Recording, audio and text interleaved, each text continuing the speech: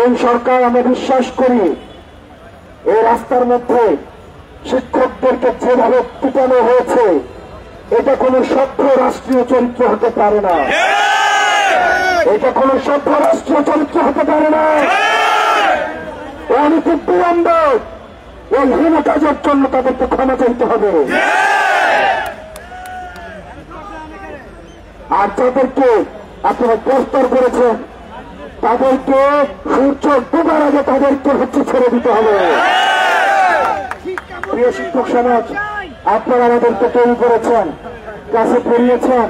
বাংলাদেশের 30,000 শিক্ষা প্রতিষ্ঠানে অন্তত বাংলাদেশে 8 থেকে 10 লাখ শিক্ষার্থী সারা বাংলাদেশে পড়াশোনা করে নিরলস ভাবে আপনাদের ব্যাপার আপনারা আমরা জানি, মন থেকে আমি জানি আপনারা কষ্ট থেকে এই কথা বলেন, কিন্তু একটি ছাত্র যখন আবার বলে ঠিকই আবার ক্লাসে আপনারা পড়াইতে যান, আপনারা পড়াইতে যাবেন, এটা আমরা জানি।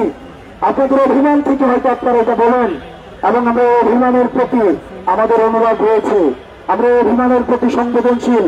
কিন্তু কোন শিক্ষককে আপনি দেখবেন না।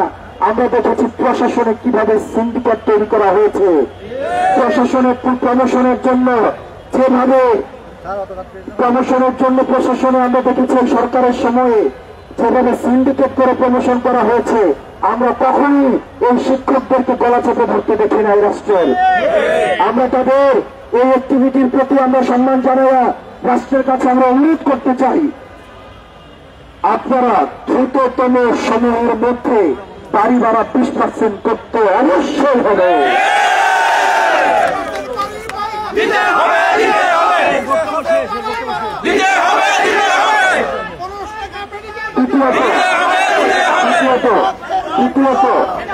দ্বিতীয়ত দেখেন, আপনারা 1500 টাকা চিকিৎসা, মেডিকেল ভাতা 1500 টাকা, 1500 টাকা ভিজিট দিতে হয়।